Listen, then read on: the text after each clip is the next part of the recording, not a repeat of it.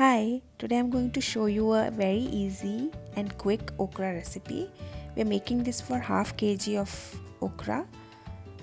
You need Sichuan pepper for this as well as dried monkey jack. Instead of that, you can also use tamarind, but it gives a special flavor. So let's look at the ingredients. You need 10 to 15 red chilies, mustard, coriander seeds, garlic, and dried monkey jack. And also you need grated coconut, about 1 cup. You have to take all of these ingredients and grind it into a coarse paste.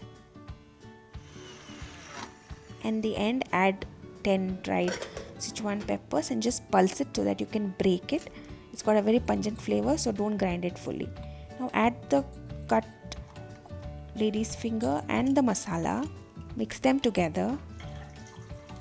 Add salt as per taste and just pressure cook it for 2 whistles. If a lot of water gets formed, you can put it in a kadai and simmer it so that you can adjust the consistency. And that's it, you're done. It's very quick, you must try it out.